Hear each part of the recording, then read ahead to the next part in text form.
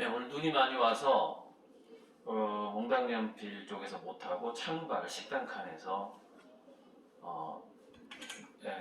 이번에 몽당연필 뭐 처음이자 마지막 수업이 될 것 같은데 이 나중에는 이제 대규모로 커질 때가 올 거고요. 그래서 이제 그 나무에 대해서 이론을 한 15분, 20분 정도만 찍고 여기다가 어떻게 뭐 해보겠는데, 일단 설명을 좀 해보자면, 저번에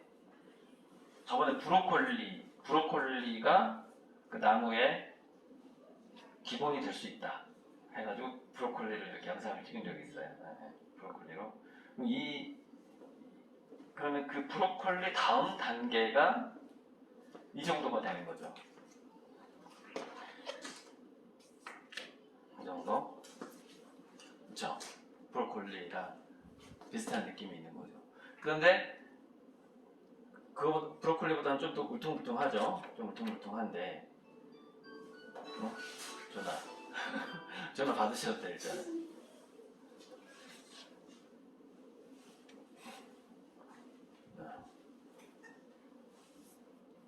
진행할게요. 네.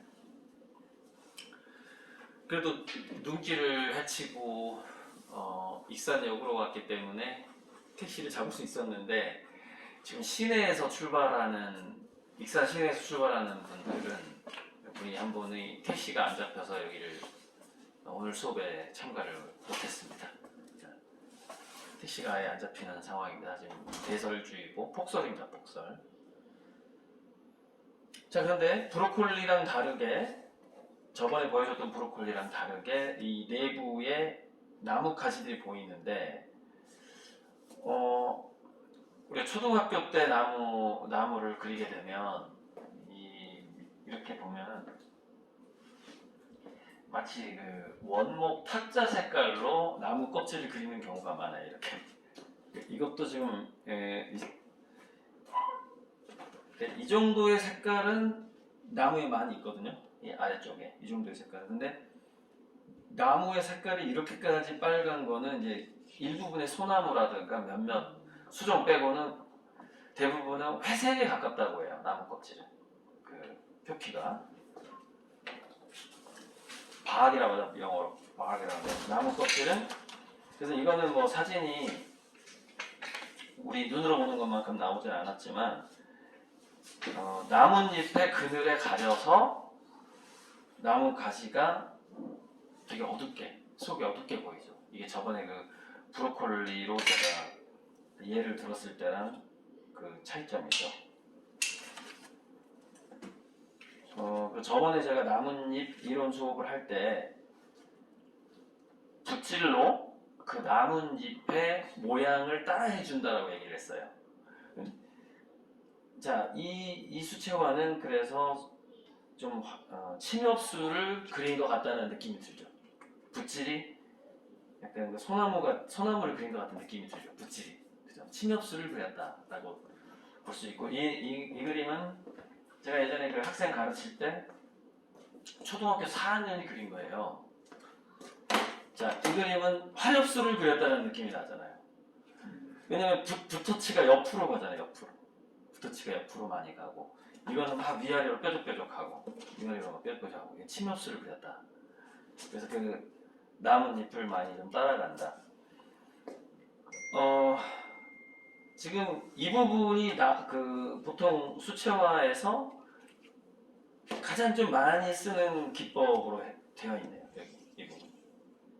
처음에 좀 노란색, 연두색을 한 다음에 점점점 아래쪽으로 진하게 붓터치가 들어가는 지금 그런 상황이고, 그러니까 보통 여기를 수채화에서는 좀 색깔을 과장을 해요. 연두색이나 노란색으로, 물론 금송이라는 소나무도 있긴 하지만 위쪽 밝은 데를 노랑이나 연두색으로 한 다음에 이제 아래쪽을 이렇게 이런 어떤 갈색하고 한 서너 가지 색깔을 섞으면 이렇게 진한 색이 나오는데, 이게 진짜 소나무 잎의 색깔이죠. 지금 현재 이 색이 이렇게 점점 진해지는 거죠. 이런 식으로. 자, 그래서 브로콜리에서 이제 저게 쪼개진단 말이죠. 나무. 그럼 브로콜리처럼 보이는 버전에서 이렇게 되면은, 이 그림으로 가게 되면은 좀 이제 나뭇잎이 좀 듬성듬성 나뭇잎 이파리가 좀 큰 브로콜리 같은 느낌으로 바뀌죠. 빛을 받는 부분, 빛을 안 받는 부분. 이거는 유화 같은 건데 그래도 수채화라고 봐도 무방해요. 수채화로도 이렇게 나오거든요. 그러니까 사과 같은 둥글둥글한 거에서 브로콜리 같은 거에서 좀 남은 이파리가 보이는 식으로 바뀌어가는 그 과정을 느끼시면 돼요. 바뀌어가는.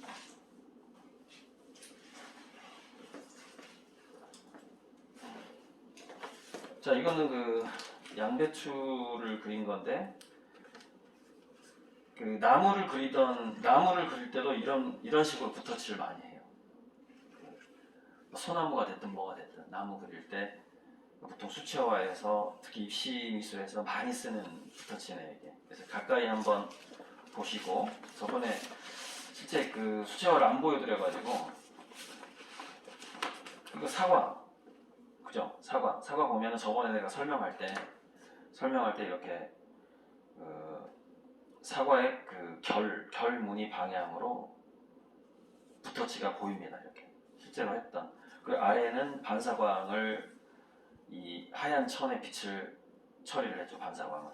그러니까 실제로 여기가 이렇게 어둡게 보이지는 않아요. 정물을 놨을 때.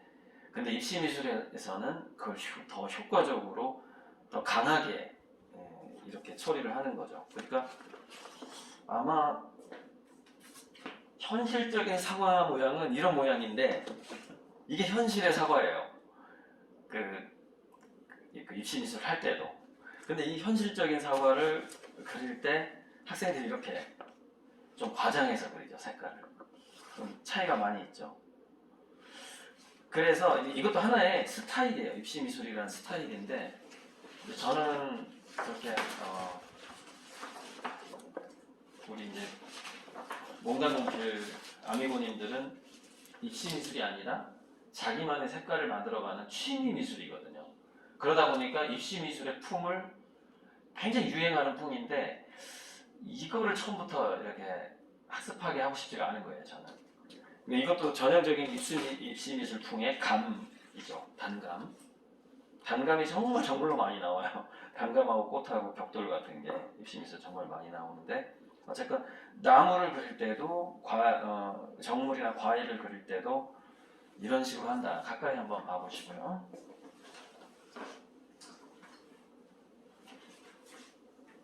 오늘은 뭐 실습까지 안 하셔도 되니까 이게 잘 안 끊어져가지고 지금 터치에 와 엄청 완벽하네. 자, 가까이서 한번 펼쳐서 뒤쪽 놓고 가운데 놓고 한번 보시고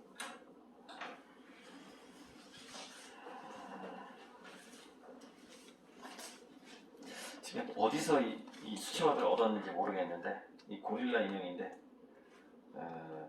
너한테 얻었나? 누가 줬는?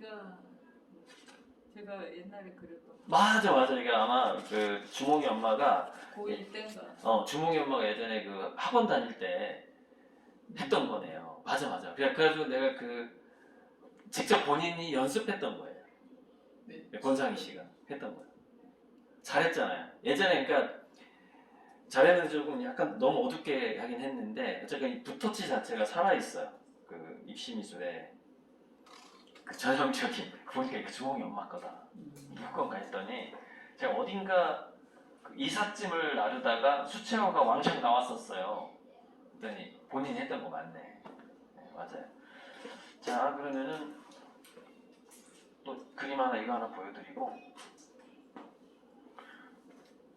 그러니까 이거는 수채화품은 아닌데 그죠? 수채화품은 아닌데 수채화도 이렇게 그릴 수 있는 거예요.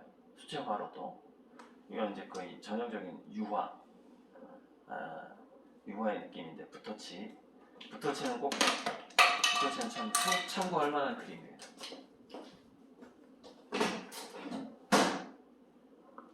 참고할 만한 그림이고 뭐 특별히 보여줄 게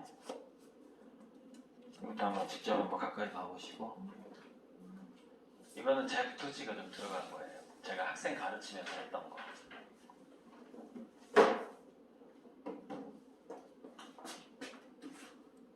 그리고 예전에 제가 이제 정말 몇 년, 한 2000년?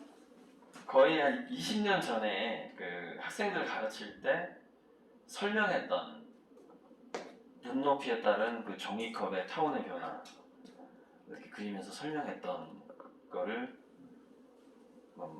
발견했는데 이거는 고등학생이 여기 이렇게 적혀있네. 고등학생이 연습한 그림 이렇게 적혀있네요. 예전에 내가 학생들 가르칠 때 타원 연습할 때 고등학생한테 이제 오른쪽에 있는 건 내가 설명한 거고 이제 왼쪽에 있는 게 그 학생이 직접 실습을 했던 거죠. 그래서 이거는 이제 제가 그 나무 그리기 할 때 수업할 때 쓰려고 만든 건데 오형으로 이렇게 보면은 위에 빛을 받는 부분, 밝은 부분, 그 다음에 빛을 안 받는 부분, 어두운 부분들이 잘 보여요. 그죠? 이 어두운 부분, 속에 어두운 부분, 위에 빛을 받는 부분. 이거는 이제 그 브로콜리 버전에서 좀 더 응용된 거죠. 브로콜리는 사과하고 이 나무의 중간 정도의 질감이라고나 할까? 꽉 차 있으니까. 근데 이건 꽉 차 있지 않고 속이 듬성듬성 비어 있죠. 그래서 이런 걸 하면서 이제 하는 거 그 연습을 하면 되고, 이거는 제가 안 떨어져. 이것도 이제 제가 학생들 가르치려고 만든 거예요. 그 실내에서 나무를 가르치기 위해서 만들었는데 상당히 커요 이게. 이렇게 실제 나무에다가 이렇게 만들어 그 나무 가지 모양이 나무에 가까운 거를 갖다가 만들어 놓은 거죠 이렇게. 그래서 이런 나무로 배워야 될 거는 뭐냐면은 앞쪽에 있는 나무의 덩어리, 나무의 덩어리 하나는 이걸 보면 되잖아요, 그죠? 근데 저거 하나를 그리는 거를 이거 한 덩어리, 이거 한 덩어리, 이거 한 덩어리 이렇게 그려 나가는 거죠. 그런데 위에 나뭇잎이 있을 때는 이 가운데 있는 애들은 좀 어두워지겠죠. 빛이 가려지니까. 그러니까 이건 하나의 그냥 힌트고, 실제 나무를 이제 밖에서 지금 추워서 안 되니까 실제 나무를 관찰을 많이 하다 보면 이제 자기만의 나무를 그리는 풍이 만들어지겠죠. 그리고 중요한 거는 나무 가지랑 같이 있을 때 중요한 거는 이렇게 나무 이파리가 많이 있는데 밑에 있는 가지는 그림자 때문에 좀 진해진다는 거예요. 그림자가 진다는 거죠. 이렇게. 그리고 위에 나무 가지가 없는, 예를 들어서 여기 좀 보이죠? 여기는 밝게 보이잖아요. 그림 위에서 빛을 가리지 않으니까 여기 이 나무 가지는 밝게 보이는데 여기 있는 이 나무 가지는 좀 어둡죠. 얘가 가리니까 빛을 가리니까 그 부분을 잘 파악을 하는 게 나무에서 좀 굉장히 중요한 부분 같더라고요. 애들이 그걸 잘 파악을 못하니까. 그래서 이 그림을 보면 약간은 적용을 해줬네. 이 그림을 보면 여기 나무 가지가 좀 어둡잖아요. 여기. 그러니까 진한 나뭇잎이 들어간 곳에 나무 가지는 역시 같이 진해지는 거죠. 같이 진해지는 거.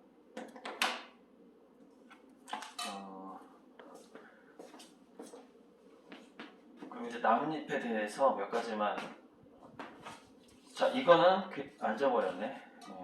여기 보면은 제가 방금 설명했듯이 앞쪽에 있는 나뭇잎, 저 뒤쪽에 있는 나뭇잎은 나무 가지 뒤에가 있잖아요. 이렇게 그리는 순서를 앞쪽부터 이렇게 칼로 잘라 나가다 보면은 그리는 순서 자체가 그 나무를 그릴 때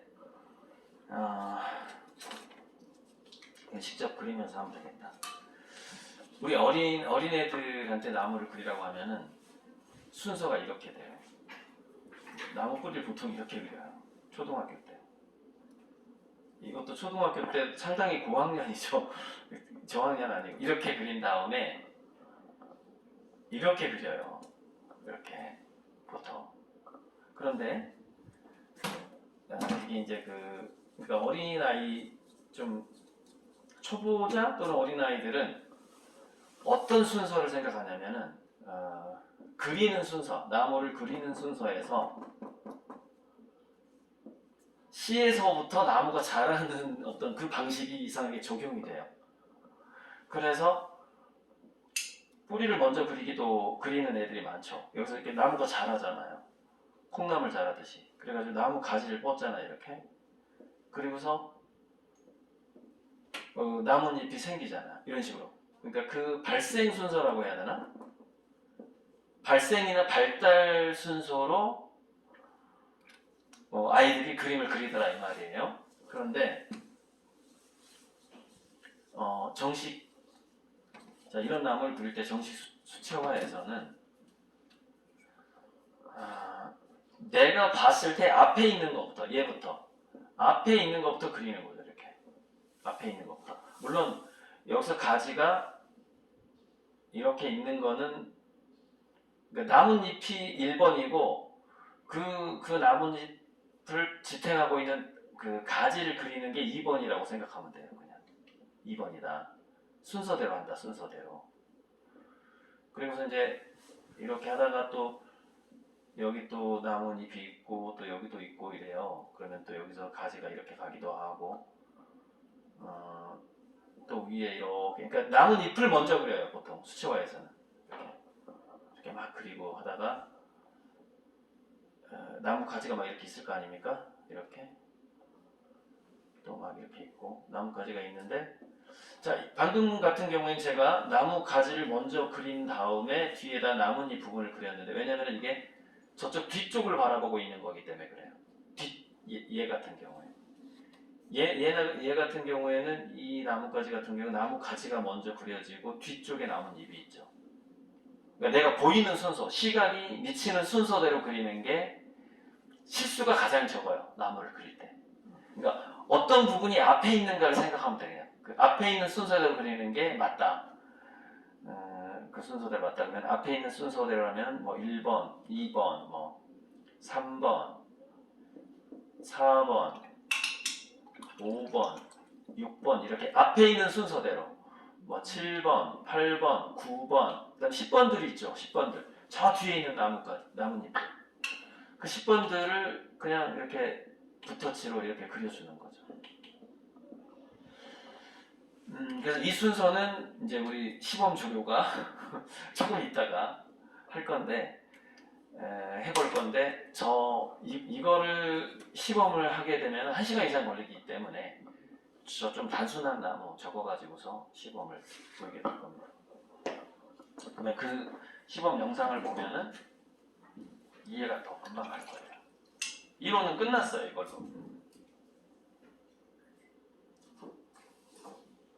지금 무슨 말인지 이해했잖아요, 그죠? 집중 안 했었나? 그러니까 앞에 있는 나뭇잎들을 그리고 나서 가지를 그리고 앞에 있는 것부터 그리는 게 순서잖아요. 무조건. 그 얘기인데 보통 그렇게 하기 때문에 이제 하는 사람들은 그냥 저절로 그렇게 나올 거예요. 좀 이따가 이제 시범 보일 때는. 자, 그리고 나무에 대해서 이제 몇 가지 상식만.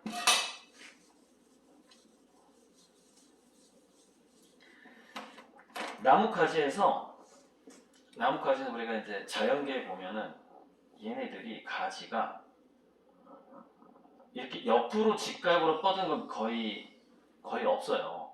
없고 되게 이렇게 사선으로 뻗는단 말이죠. 이런 건 별로 없고 이렇게 사선으로 뻗는데 그리고 이렇게 동일한 데서 나오는 나무도 있고 이렇게 엇갈려서 자라는 나무도 있고 이렇게 자라죠. 이렇게 펼치는데 태양을 최대한 받고자 하는 태양빛을 최대한 받고자 하는 목적이긴 한데 나뭇가지가 이렇게 사선으로 가는 이유는 또 우리나라 같은 경우에는 눈의 무게 때문에 그래요. 겨울에 눈의 무게를 옆으로 뻗은 나뭇가지는 견디질 못해요. 그래서 있다 하더라도 꺾여버려요. 그래서 우리가 자연계에서는 이렇게 옆으로 자라는 나무는 이게 눈의 무게 때문에 얘가 꺾여버리기 때문에. 근데 비슷한 음악이 자라면 어떻게 돼요? 눈이 어느 정도 쌓였을 때 흘러내리게 되죠. 우리 지붕처럼. 그러니까 나무 가지의 방향도 햇볕을 더 많이 받기를 원하지만 눈이 많이 내리는 지역하고 눈이 없는 지역은 굉장히 나무 가지의 방향 자체가 다른 거죠. 그 지붕의 모양이 다르듯이 그러니까 눈이 많이 내리는 지방은 집이 이렇게 생겼잖아요. 이렇게. 근데 눈이 별로 안 내리는 집은 뭐 이렇게 지붕이 이렇게 완만하죠. 이렇게 눈이 이 무게가 별로 안 쌓이니까 눈이. 근데 이렇게 생긴 지붕에 눈이 갑자기 많이 오게 되면 이게 무너지거든요. 눈의 무게가 굉장히 무겁기 때문에. 근데 나무도 바로 그 눈의 무게를 생각하면서 나뭇가지를 뻗는다. 눈이 많이 쌓였을 때 꺾이니까 뭐 그런 부분이 있고요. 그 다음에 뭐 몇 가지 나무에 대한 게 이렇게 동백잎, 대부분의 나뭇잎이 이렇게 있으면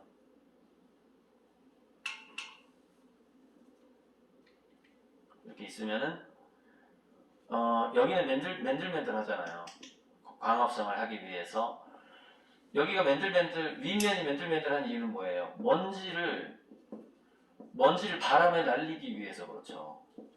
우리가 태양광 할 때 위에 쓸어주잖아요. 청소해 주잖아요. 뭐 쇳똥이라든가 먼지가 묻으면 효율이 떨어지니까. 나뭇잎도 마찬가지예요. 이 위에 먼지가 됐든 뭐가 됐든 뭐 새들의 깃털이 됐든 똥이 됐든 간에 비가 내리거나 바람이 불 때 이게 빨리 청소가 돼야 되는 거죠. 이 윗면이. 그래서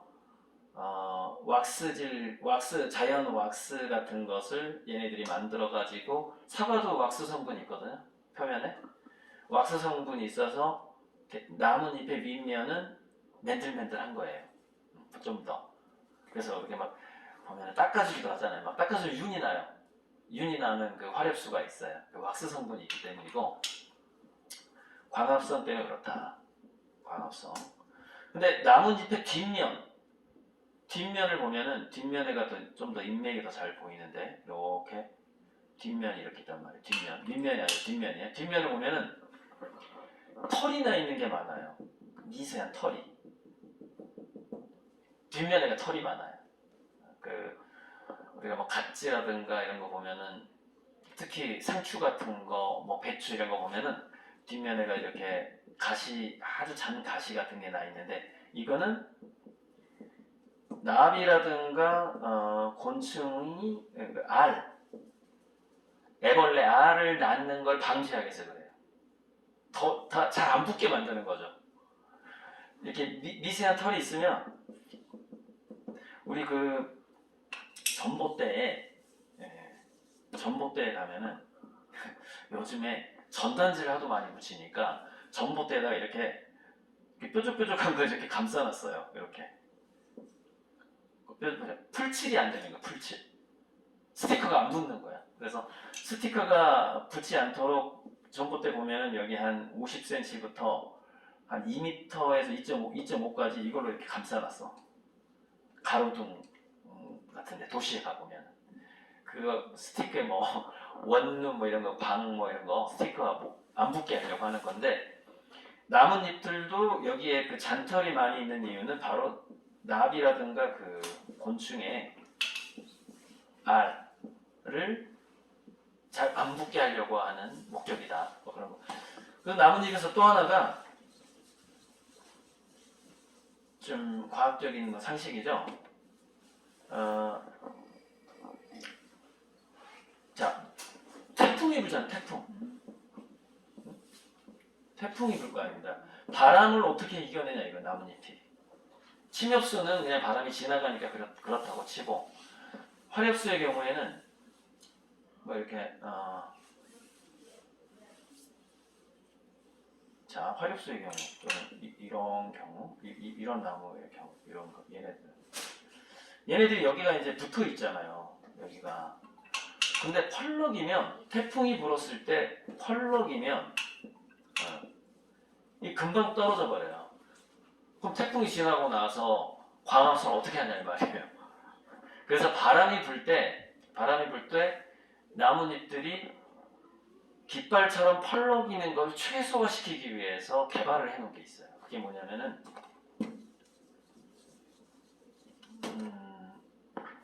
이렇게 보통 뒤로 말리는 것도 있고 앞으로 말리는 것도 있는데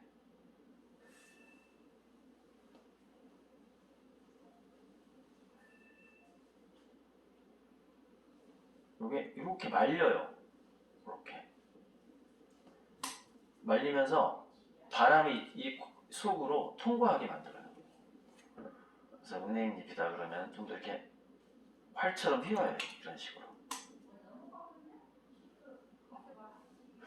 입체적으로 그리기가 이렇게 해서 활처럼 이렇게 종이로 표현하자면 이런 식으로 말려가지고 이렇게 말려요. 돌돌돌 두루마리처럼. 그래서 바람이 이 사이로 통과하게 만들어요.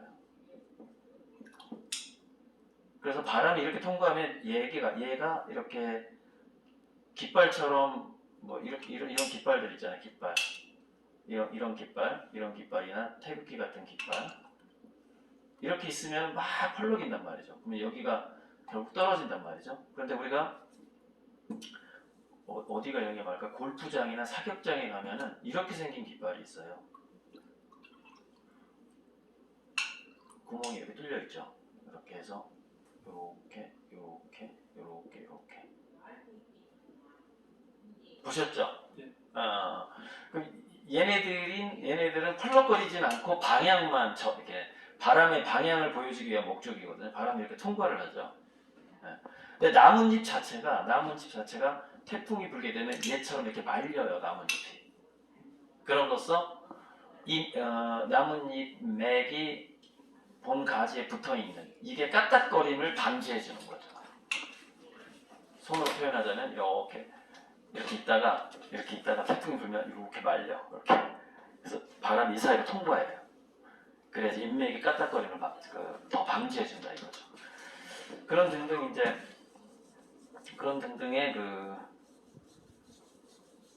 그러니까 뭐 제가 지금 이 얘기를 왜 하냐면은